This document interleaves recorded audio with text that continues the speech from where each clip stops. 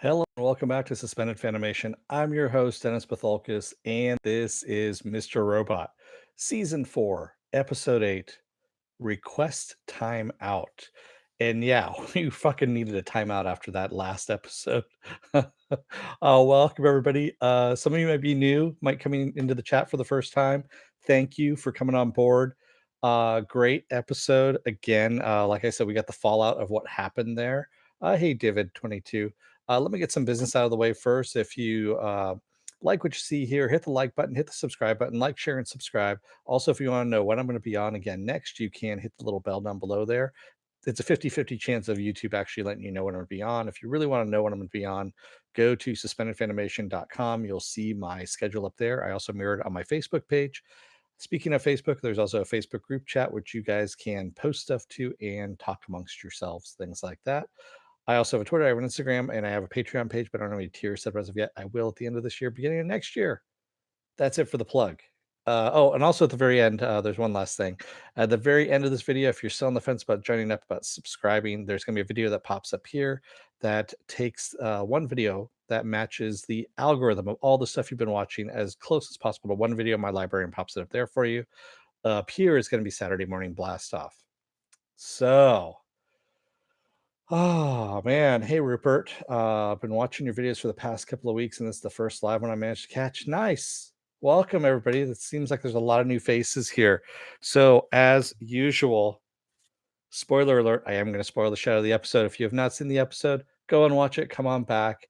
This will be a video later on, and then you can comment down below in the comment section. Yes, David, this is live. I am not a robot. I am responding to you. Yes. And thank you, Viking Bitch, for the paddle, too, by the way, the new paddle.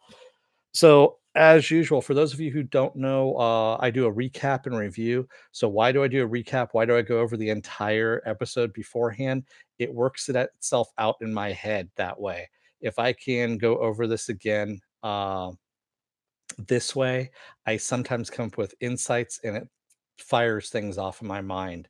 That's the reason why I go through the recap first and then I do the review. So, it's fairly quick for the most part. And after this, I'm going to be doing Watchmen as well. So that's going to be at 9:15 p.m. Pacific Standard Time. So we start off.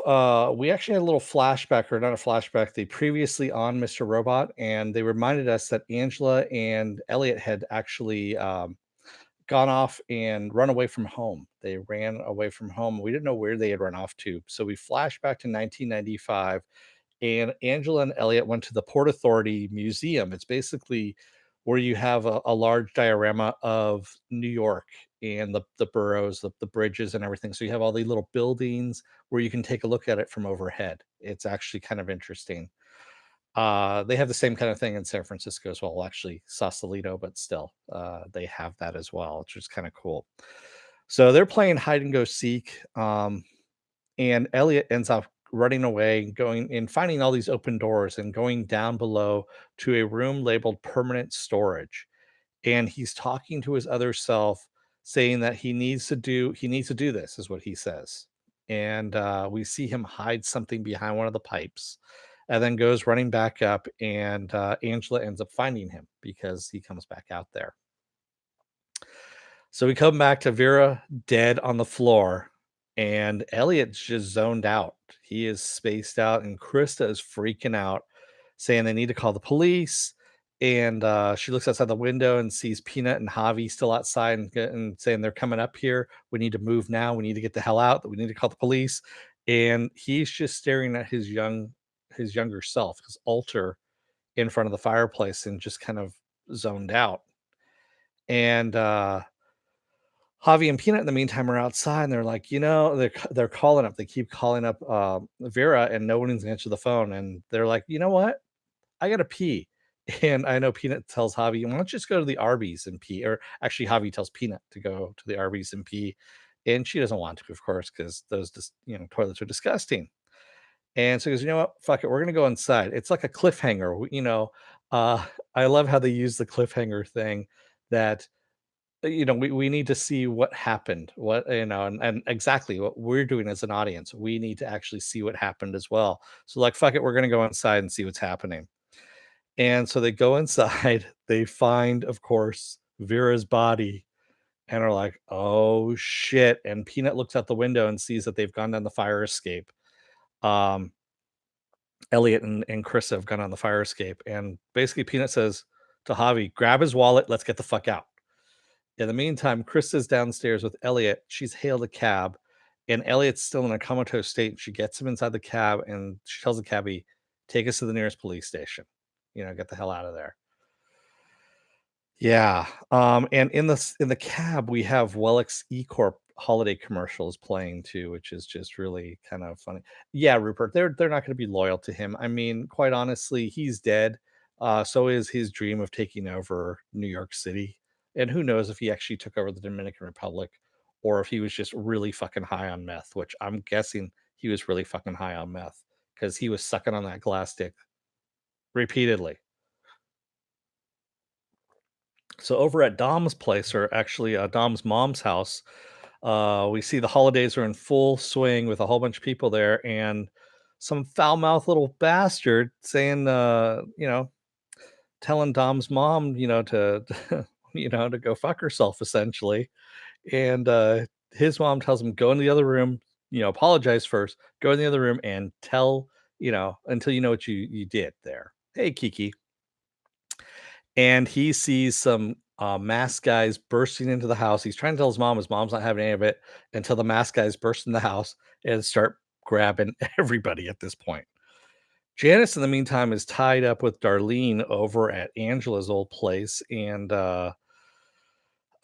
excuse me, Darlene and Dom are tied together there, and they're tied up. And Janice is giving them a lecture about how cities came about from lightning, because lightning, uh, yeah, you split my dick hole. That's uh, that one. Just, yeah, he really needed his mouth washed out with soap, definitely. And so she's saying how cement was created by lightning 12,000 years ago, and that's why cities exist now. And as she says, destruction can be so productive. I love the way she said it with that look on her face. It was just really disturbing at the same time. And Janice ends up getting word that Darlene's phone, one of the Dark Army guys comes in and says, nope, her phone is wiped completely. And she goes, well, she's just going to have to rebuild it then, is what Janice says. And Darlene's like, fuck that. I'm not doing it. I'm not giving up my brother. And, Dom says, or actually Janice says to Dom, she goes, if you have any influence over her, now's the time to do it because you two are close together. You need to really, you know, start giving me a little bit more about what's happening between you two. And Darlene's like, you know what? All we did was fuck once. That's it. And she goes, no, I think there's more to it than that. And then she reveals that Dom gets herself off to videos of Darlene all the time. And Darlene doesn't know about this. And yeah, uh, Janice is like, oh, she doesn't know? Well, cat's out of the bag now, kind of thing. And Darlene says, you know what? I'm still not giving up my brother, and I'm not doing anything to fix the phone. So fuck you. You got nothing to do here. And she goes, if you're gonna do it, if you're gonna kill me, make it quick, is what she says. And Janice has at this point unrolled her little toys of torture, if you will, and picks out one little knife. And Janice is like, you're right, and stabs Dom in the chest, right in the lung, and basically says, you know what? She'll get the best medical help as long as you tell me where your brother is. And Dom is just breathing in air, sucking in air at this point. Her lung is collapsed. And yeah, it's just really kind of fucked up. I agree with you, Rupert. It is creepy that, well, it makes sense that the Dark Army had hacked Dom's computer so they could see her every move. So yeah, that's pretty bad at that point. So Krista and Elliot, in the meantime, are outside the police station, and he's not going to go in, of course. And he asks her, he goes, "What do people like me do once they found out what happened?" And she goes, one day at a time, kind of thing. That's pretty much what it is. And he says he wants to forget again. She goes, "You never truly forgot. It was always in the back of your head. That's why you were messed up for so long, so many years. It was in the back of your head and it was scratching at you, and you knew it was there, and you just needed to get it out." And she goes, "Now," she goes, "I'll," she goes, "I want to see you again. I want to help you through this. I don't want to leave you alone with it." And because he was going to leave, but in the meantime, he's seen his young alter standing across the street at the subway station, and so he agrees to contact her later. They hug, and she leaves, and he goes down to the subway and asks where they're going. Is what he says to his younger self, and his whoopsie. There we go. Yeah, those of you seeing this live, you guys don't get some of this, but sometimes you do. I don't edit any of these things, so we got Dom gasping on the floor again, and Janice saying that she's going to help Dom if Darlene just gives up Elliot, and Janice doesn't want to lose Dom. She goes, "There's always the assets are always hard to work with to begin with," and she really likes Dom. She says Dom is very honest, and she doesn't want to lose her. And Dom tells Darlene not to do it, of course, and Janice is like, "There it is. There's the little special link between you two," kind of thing going on. And that's when Janice goes, "You know what? Give me my phone." She goes, "I'm gonna call up the guys that are watching Trudy." She actually really likes Trudy, is what she says, Dom's mom. And she says, when my parents found out, she was really supportive of Dom and everything like that. And she says, "Well, when I was a teenager and my parents found out my proclivity for taxidermy, they had me tested because they were really worried about me." She goes, "But all the doctors came to the same conclusion, that I'm normal." And Darlene's like, "Fuck you. You are not normal for doing this kind of stuff." And Janice goes, "You know what? I'm just going to call a surveillance team outside Trudy's place. And there's 13 people there, and we're going to kill somebody at some point in time." And Dom starts pleading with Janice not to do it. And Darlene finally gives in and says, "Okay, give me the phone. I'll do it at this point." So Elliot ends up going back to the Port Authority Museum with his younger alter, and Elliot wants to know what the hell they're doing there. And then he says, "I'm sorry I didn't protect you. I'm sorry, I wasn't able to stop this from happening." And he's apologizing to his younger self. And he goes, "That's not why I brought you here." He goes, and we see him blip over to the other door, and Elliot follows him down to the permanent storage room. And I love the permanent storage room because there actually is stuff down there from the old World's Fair and things like that. We got old statues and signs and things like that. And his young alter wants him to help him move some stuff so they can get to what was hidden down there in 1995, excuse me. And we find a wallet, a zip wallet with a key inside of it to Elliot's old bedroom, and it was his dad's key. And they figured that if they could hide the key away, that the monster wouldn't be able to get to them. That's why it was there. The Queen's Museum, Flushing Meadows. Thank you.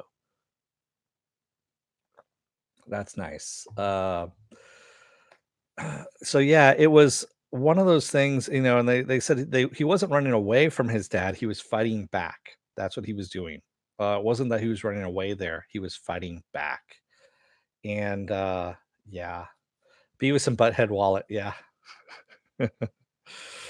Uh, so the Dark Army, of course, tracks Elliot's phone with Darlene's help over to Krista's place, and there's cops swarming it. And of course, there's a dead body that's there. And they tell Janice, and Janice tells Darlene, "You know what? You need to find another way to do it because you didn't give me your brother." And she goes, "What do you mean? I told you I'd track his phone." She goes, "Yeah, but you didn't say, we wanted you to track your brother." And she goes, "I don't know where he is. If he doesn't have his phone, something bad happened. He doesn't tell me anything. He doesn't fucking talk to me anymore," is what she says. And Dom tells Janice that she's not lying. She goes, "I know when Darlene is lying, and she's not lying." And Janice says, "Well, then I'm just gonna have to gut Trudy like a fish," is what she says. And Janice picks up her phone and starts calling, and the just keeps ringing and ringing and ringing, ringing and ringing and ringing, so much that she hangs up and tries again. And then we see the phone. We just get a close up of the phone ringing and blood covering the phone. And Dom, between gasps, asks Janice, she goes, "You guys aren't answering, huh?" And she goes, "I wonder why that is." And Janice is like, "What the fuck are you talking about?" And she goes, "Check my phone. It's probably him. He's probably been trying to call me." And Janice is like, "What the f," and she picks up, Dom's phone and sees "Lucky Irish Bastard" is called like 14 times. I told you McGuire was gonna be important to all this shit. This is the best part of the fucking episode. I love McGuire, that's all I can say. And, she calls him back, and, Dom's whole family is sitting in the back of a van, and McGuire is more than happy to talk to Dom, saying that, "Hey, you know what? I got your family. We're bringing them over to the, to the safe house like planned." And, Janice is like, "Who the fuck is this?" And he goes, "Who the fuck is this?" And, he tells her who she is, and then she goes, "What happened to my guys?" He goes, "Oh, I, basically had to kill all of them. I had to put big fucking holes in their head," kinda thing. And, she goes, "Yeah, when I get you, I'm gonna," and he goes, "Yeah, yeah, yeah, I've heard it all before. Take a line, get in line, all," and, he goes, "You know what? Tell Tom happy holidays," and then he hangs up on her, which is the best part of this episode. It really was. Lucky Irish bastard. Yeah. And, at this point, yeah, Dom ends up pulling a knife from her chest, stabs the nearest guy in the leg. He comes down. She gets his gun, shoots the other guy, shoots Janice in the head, and then shoots him in the head. And I was like, fuck. Man, Dom is a badass. She really is. And, Darlene wants to help her, wants to stay there, and she's like, "Give me my phone." And she does. She gives her the phone, and she calls in, offers her down. And Darlene's gonna stay with her and says, "I don't care, I'll get arrested." And she goes, "No, go find your brother, take the fuckers down," is what she says. Yeah. And Darlene does. She finally actually listens to somebody and fucking leaves at this point. So Elliot is back at the all safe, trying to write some script there when Mr. Robot returns. And he basically says that, Elliot was the reason why that, he was able to return. He goes, "You shut me out for a little bit." He goes, "It was a, as he put it, it was a timeout for them." And, he goes, and Elliot's going over, like, the plan, what's gonna happen and all this kinda stuff, and Mr. Robot's like, "You know what? Let's talk about what happened." And he goes, "I was there to make sure that no one ever hurt you, and, you know, you fought back the only way you knew how." He goes, "You were strong. You fought back the only way you knew how. You created me." And he says, "I only showed you the memories about when you and your dad were friends." He goes, "That was my mistake." He goes, "I was afraid of what it would do to you and to us," is what he says. And he apologizes again that he failed him and understands if he, doesn't forgive him and shuts him out completely. And yeah, I was glad to see Mr. Robot back too, as well. And, Elliot tells him that he was the father that he needed, not the father that he had. So he actually created Mr. Robot in an image that was not his father, of course. And, uh, he says, Mr. Robot says, if you can go back in time and change everything that happened, again, we have time travel. I keep coming back to this because I know it's going to happen. Uh, and Elliot says, if that happened, then he wouldn't be who he is and he wouldn't have Mr. Robot. And then Elliot says, "I don't know if I can go through with the hack anymore." And he just breaks down at that point, and that's where we leave off on the episode. So yeah, we are on the eve of Deus. We're actually, a couple hours away from Deus meeting at this point. And yes, time travel is involved. I'm sorry, it is, because even in the previews for next week, White Rose mentions Angela again. And Angela's dead, as far as we know, unless she's alive in another timeline. So yeah. Um, yeah, Elliot and Mr. Robot, I don't know if they're finally integrated, but they are working on the same page, Rupert. And we still don't know who the third alter is at this point. And we need to find out who that third alter is. Unless I know people have said it's Angela, but come on. We know it's not Angela. Uh, at this point, it could be anybody's game at this point of who it is. We know it's not Leon. We know it's not, Vera, I should say. We know it's not Leon. Angela's dead too, so Darlene, we know, isn't, part of it either because she was just with Dom at this point. No, because the young Elliot we already knew about. So we have another altar that's out there. We just don't know who it is because the young Elliot was sitting in the chair when his mom's altar came in and said, "You need to get out of there because he's coming." We don't know who he is. We just know that he is coming, and we don't know who that is. So there is one more altar to be revealed at some point in time here. And then he's not able to finish the hack.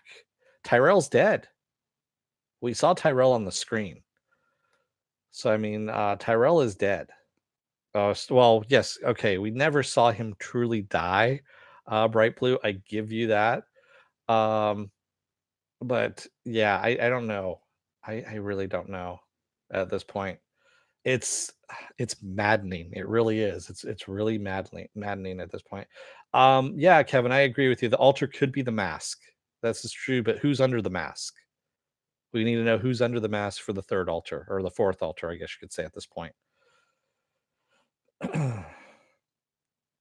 Yes, are we sure there's the unexplained blue light? I don't know. I really don't know. We're given only so much information, and it is maddening, quite honestly. Uh, yeah. I feel like I have split personalities now at this point, just thinking of all the different ways of things are going. Something fishy about Tyrell. I agree there is something fishy about the way he just kind of walked off there. And it's good. It's written very well. That's the whole thing. Rupert says I read that Mr. Robot's appearance is important somehow, like uh how he isn't wearing a hat in some scenes or not wearing the scarf. Maybe the third is another form of Mr. Robot. It could be. I mean, whenever he has the hat and scarf on, I thought that's supposed to be the authority thing, is the, I'm in charge thing. Whereas when he takes it off, he's trying to relate to Elliot at that point. That's what I thought. But maybe I could be wrong on that. I don't know. We'll find out. I mean, this is episode 8. We've got 13 episodes. So we've got 9, 10, 11, 12, 13. We got 5 more episodes to go on this. And yeah, White Rose and Price are meeting next week, and White Rose mentions something about Angela to Elliot over the phone. We don't know what that is, and hopefully Darlene comes back to all safe to finish the hack. I'm guessing Darlene is going to be the one to finish the hack because she's the only one that can do that. Ooh, sorry about that. That wasn't supposed to happen. Having my computer all of a sudden like making dings and stuff like that. I forgot to put it on mute. There we go. All right. Yeah, it didn't look good for Price. I don't know, Penn. It could be that. I mean, White Rose asked Price for a drink, and it could be good or it could be bad. We don't know for sure. And Deus is meeting because, of course, they need to have a new CEO being put into place. And with Wellick gone now at this point, who's going to be the new CEO? Because they were grooming Wellick to be put into place. Is it going to be Elliot that they're grooming now to put into place?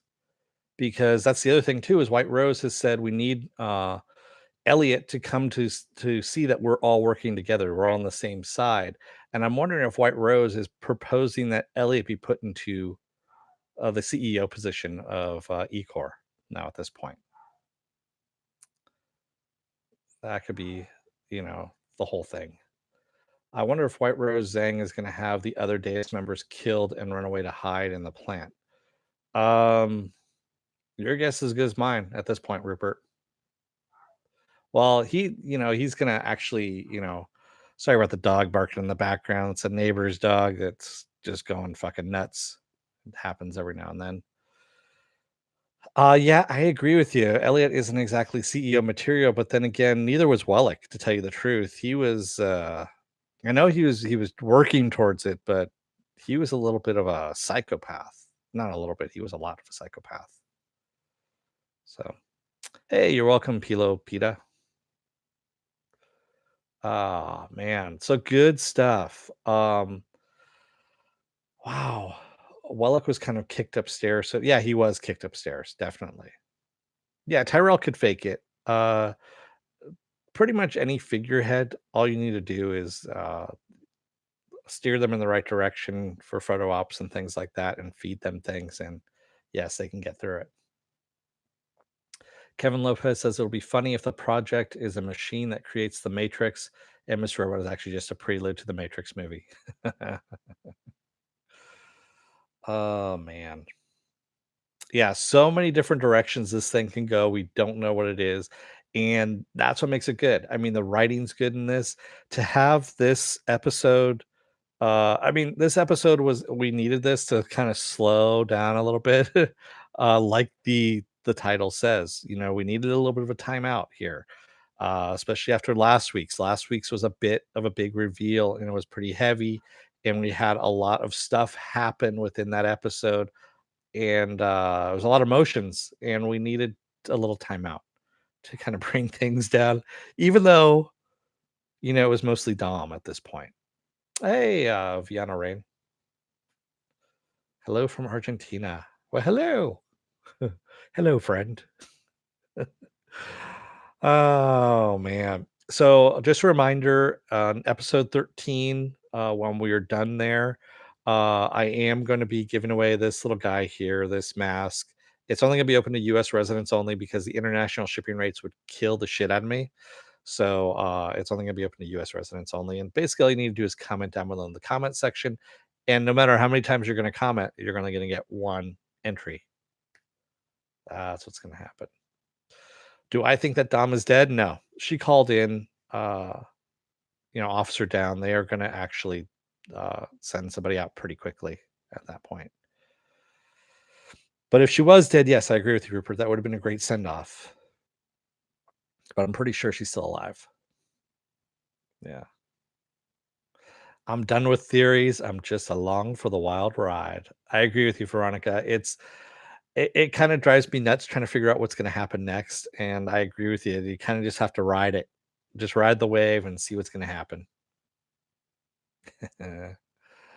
I see only one Dennis, even for a Scooby snack. Yeah. Yeah. I agree with you though, Veronica. It's time to just kind of ride it out and see where it goes. Sometimes you just need to do that. So let's see where I'm going on time here. All right. So I got half an hour before my next podcast, which is gonna be Watchmen. And so I'm gonna wrap this thing up here. And thank you, everybody who joined me tonight in the chat. Thank you if you made it this far in the video too. Like, share, and subscribe, as you can, as Penn has just put down there, right there. Yes, there's just one chance to win. That's it, David. One chance. Everyone has the even chance to win. If you're still on the fence about joining up, you're going to see the very end here. There's going to be a video that pops up here.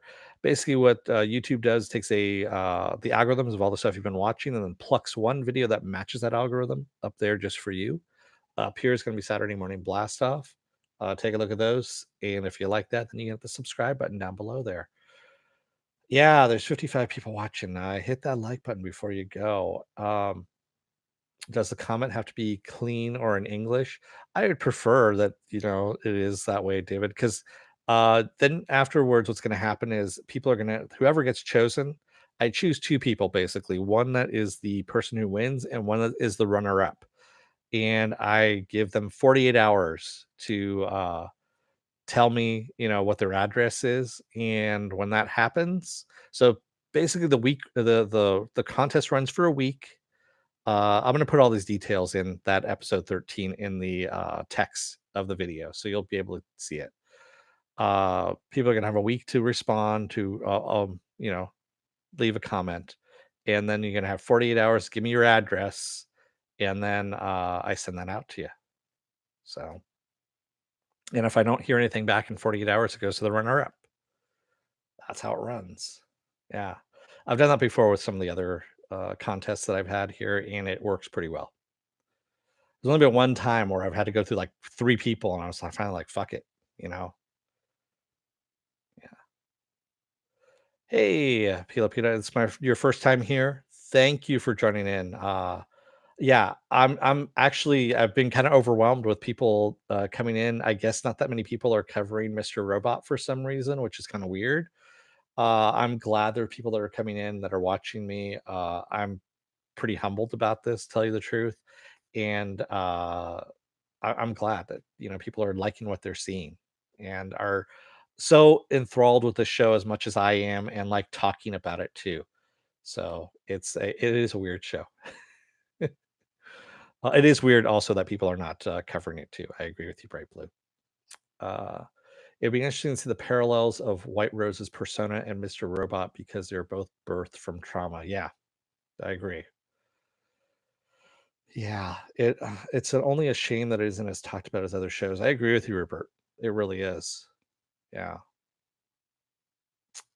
Yeah, well, you know what? Everyone has different opinions about stuff, Bright Blue, and what's good and what isn't, and none of it's wrong. I mean, it's just people's tastes. That's all it is. Um, that's what it comes down to, quite honestly. So thank you, everybody. I'm gonna let you guys go. I'm gonna go and set up for the next one. Come on by, like I said, at 9:15 p.m. tonight, Pacific Standard Time. I'm gonna be doing that Watchmen one. Until then, thank you, everybody, and don't let the door hit your ass on the way out. Otherwise, you may find out that McGuire's taking your family and he's taking them over to the safe house because he's done this before. Thanks, everybody. Have a good night.